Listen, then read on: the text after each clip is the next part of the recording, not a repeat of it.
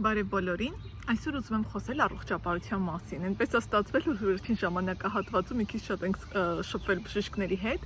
և ուզում եմ պատմել մեր փորձառության մասին ու կխոսեմ ոչ թե որակական տարբերությունների մասին, որովհետև ակնհայտ է, որ այստեղի բժշկական տեխնոլոգիաները շատ ավելի զարգացած են և չեմ խոսում բժիշկների կրթության որակի մասին, բայց զուտ տեխնոլոգիական առումով ԱՄՆ-ն առաջատարներից մեկն է համարվում և ուզում եմ ներկայացնել, թե ինչպիսի կազմակերպչական հսկայական տարբերություններ կան և թե ինչքան հեշտ է իմ կարծիքով այդ նույն կազմակերպչական սիստեման նաև ներդնել, ինչի՞ չէ նաև Հայաստանում ու այլ երկրներում ունենալ ծառայությունների այս որակը, որը շատ հեշտ ու հանգիստ է անցնում պացիենտի համար։ Ուրեմն, ինչպես գիտեք, ԱՄՆ-ում առողջապահության համակարգը ամբողջովին հիմնված է ապահովագրական համակարգի վրա և յուրաքանչյուր մարդ ունի ապահովագրական փաթեթ, նույն այդ հայտնի insurance-ը։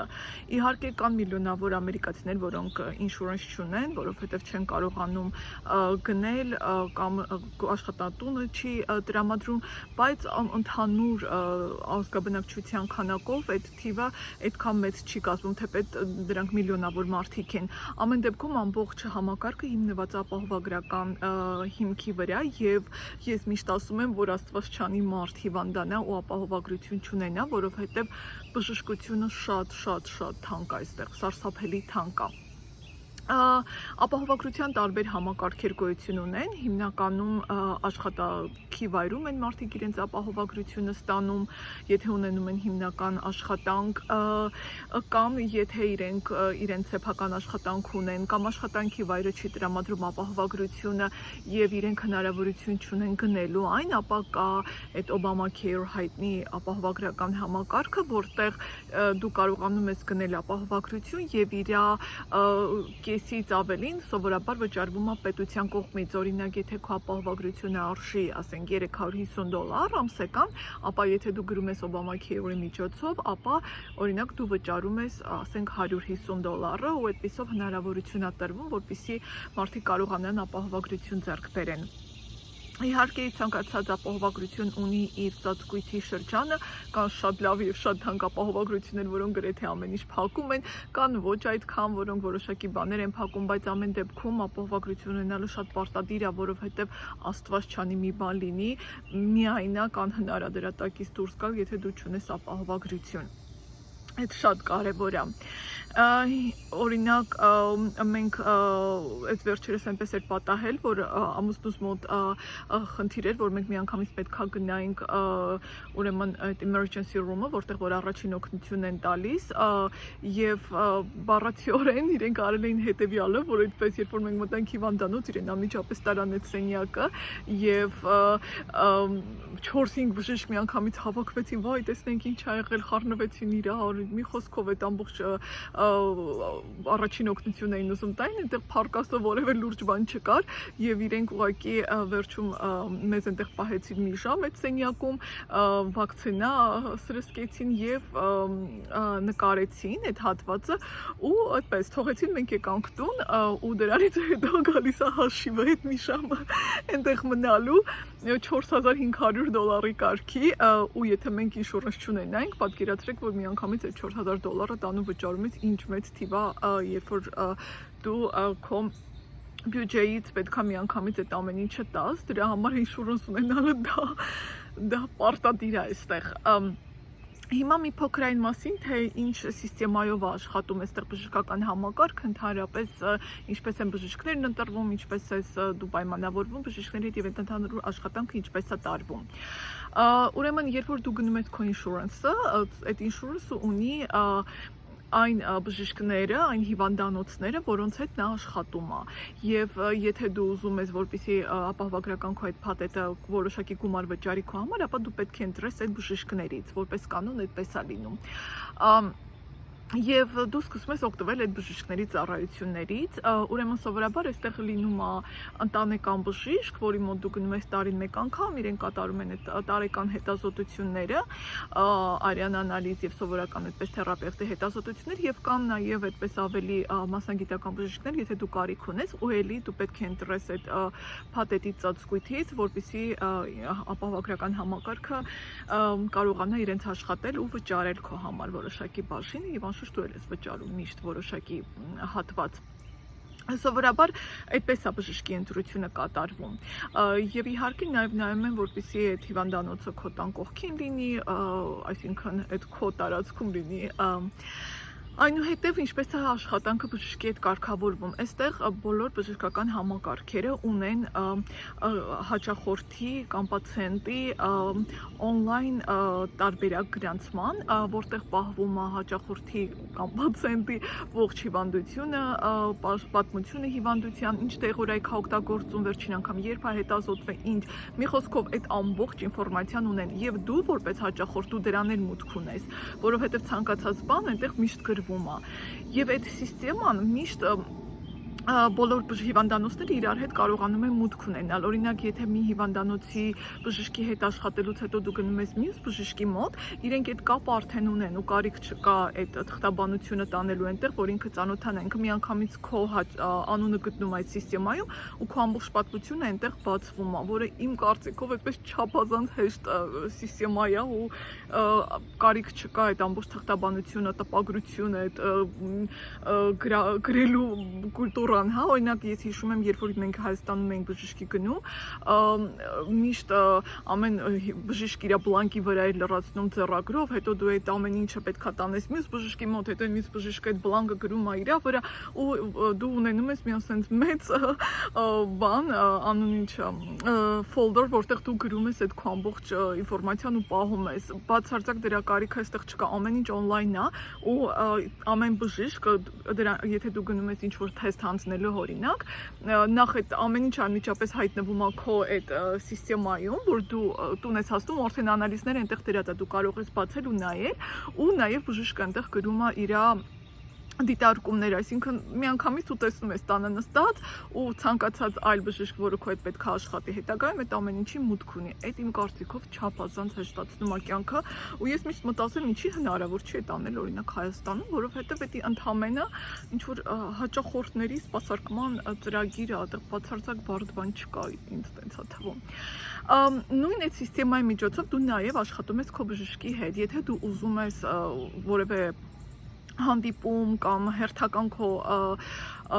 թեստավորման ժամանակն է լինում, որ դու պետքա գնաս բժշկի, այդ սիստեմայով դու իրեն գրում ես, ինքը անմիջապես այդ ամեն ինչը կազմակերպում է քո համար ու դու գնում ես հանձնում ես ու այդ նույն այդ համակարգով է քեզ մեյլ է գալի, որ այս ժամին ես վայրում ես տեղում քո հանդիպումն է բժշկի հետ ու միանգամից դու ամեն ինչ իմանում ես, բացի դրանից անընդհատ քեզ հաղորդագրություններ ա գալիս, որոնք որ հիշեցնում են դրա մասին, այսինքն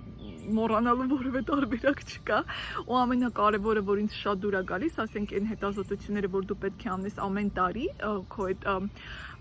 ստուգումները, որոնք ամենամյա են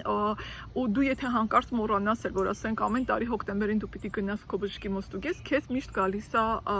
այդ հիշողությունը, նամակը, որ չմոռանաս այսօր այս ժամին դու պետքա գաս քո ամենամյա ստուգման համար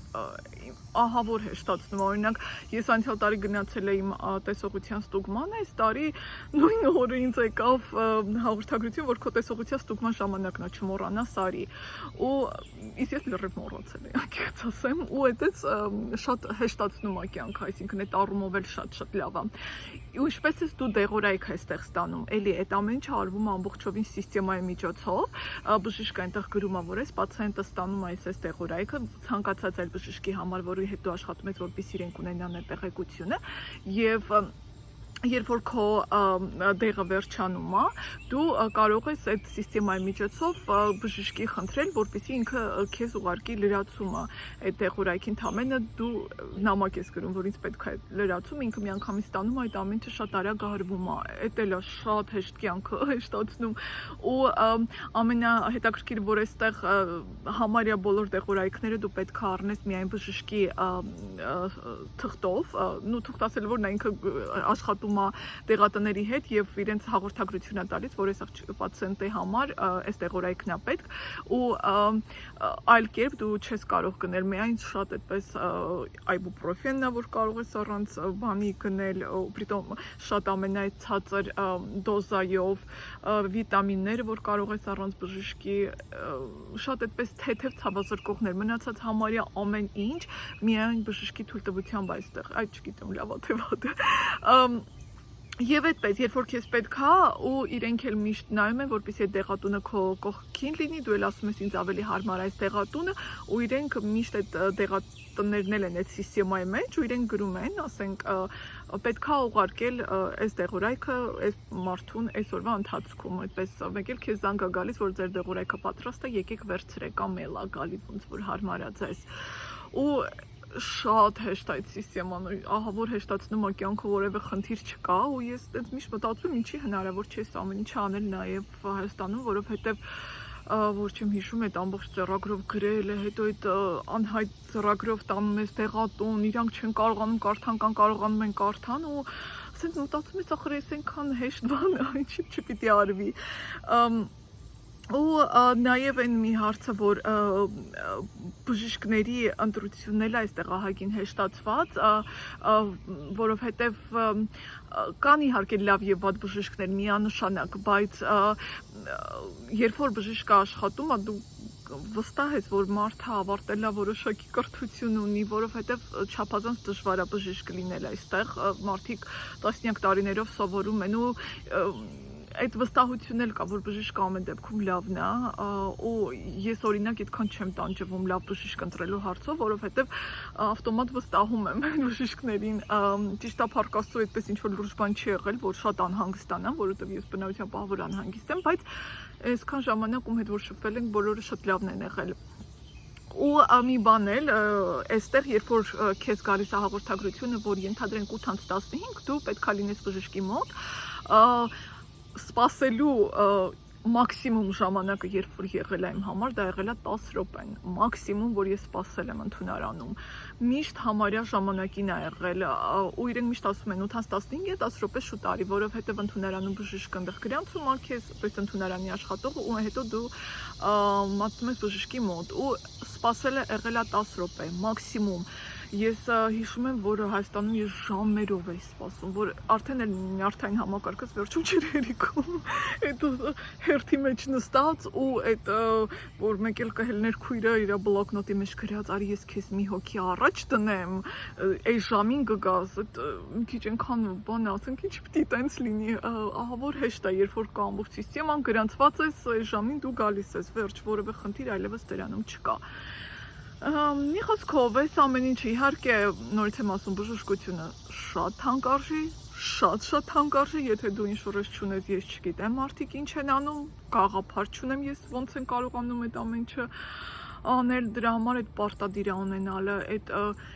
ինչքան գումար որ պետքա տալ այդ ունենալ, այդ պետքա ձեր բյուջեի մեջ առանձնացնեք եւ դա ունենաք, պարտադիր է այդ իմացեք այդ գումարը, որին պետք չի ձեր տալ, որովհետեւ սա ամենակարևոր բանն է, երբեք չգիտես ինչ կպատահի ու դու պետքա պատրաստ լինես, որովհետև մեկ էլ մեզ մտածում են, թե մենք ինշուրը չունենք, մեկ էլ $4000 հաշիվ է գալիս, այդ խնդիր կլիներ, այդպես, հուսամ ձեզ հետաքրքիր էր և ուզում եմ մի բան էլ ասել, շատ շնորհակալ եմ բոլորին, ովքեր որ հետևում են, համարյա հասնում ենք 1000 բաժանորդի, շատ մեծ բան է իմ համար, ես շատ շնորհակալ եմ, որ դուք հետևում եք և երբ որ հասնենք 1000 բաժանորդի, ես խոստանում եմ, որ մենք մի փոքրիկ այսպես խաղարկություն կունենանք, այնպես որ անպայման բաժանորդագրվեք, որպեսզի դուք մասնակցեք դրան ու կհանդիպենք մյուս վիդեոներում, շնորհակալ եմ շատ։